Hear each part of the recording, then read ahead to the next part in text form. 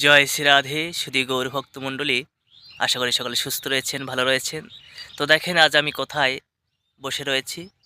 এই যে পাশের যে ঘেরটা দেখছেন, এটি মূলত আমার ঘের।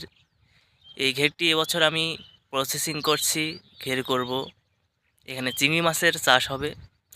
তো দেখেন মূলত এটি আমাদের মাছের এলাকা। মাছ চাষ করা হয় এখানে, বিভিন্ন প্রকার মাছ, লোনা পানির মাছ, বাগদা চিংড়ি থেকে শুরু করে বিভিন্ন প্রকার সাদা মাছ চাষ করা হয়। তো এই যে ঘের দেখছেন, 2 বিঘার ঘের। এখানে মূলত আমি বাগদা চিংড়ি মাছের চাষ করব।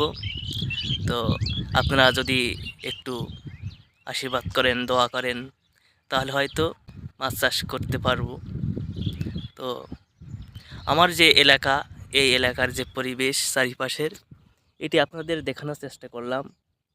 এখানে মূলত দেখেন শত শত বিঘা জমি, সমস্ত জমি দেখেন।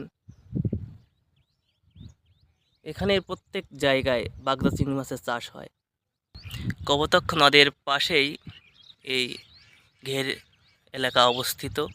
এখানে প্রত্যেক মানুষ তাদের নিজ নিজ জমিতে বাগদা চিংড়ি মাছের চাষ করে থাকে।